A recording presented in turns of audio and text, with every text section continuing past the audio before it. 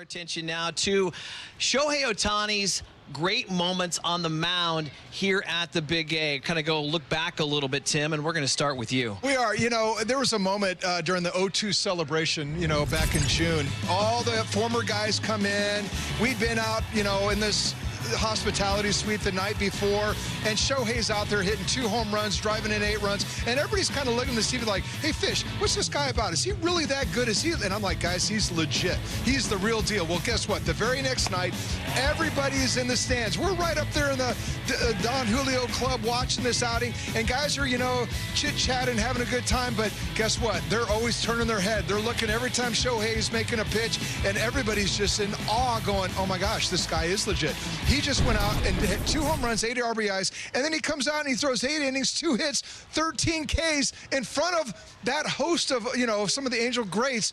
All those guys were so impressed to see him in person. And I tell you what, I stood back. Of course, they're asking me all these questions about it, but I stood back going, wow, these are some pretty amazing players, and they're in awe of what he's doing right now. I thought that was impressive. Oh, man, and 13 strikeouts was his career high. When you look back the first couple games of that series for Kansas City, they were crushing the baseball. Shohei just completely shut him down. It was almost comical what he did. It was back-to-back games. When you mentioned 2 home runs, 8 RBIs, and then 13 strikeouts. Never been done before, ever. No, it was impossible what he did. Okay, what you say, Gooby? What's your moment? I go back to in April where Shohei just dominated, almost threw a perfect game against the Astros. So the next time around, here he comes against them in July. So you think, okay, they're going to have a good book against him. They've had success against Shohei in the past before this season.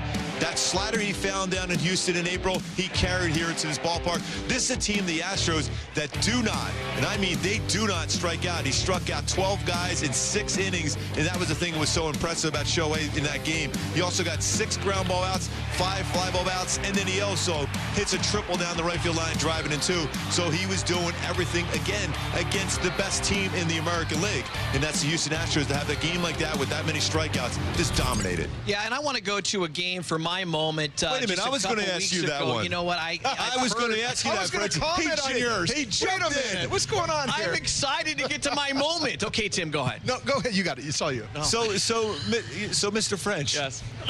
What was your favorite moment by Shohei on the mound this season? Okay, Tim, what do you think about it? What do you go back to that? All right. It was about 2 weeks ago.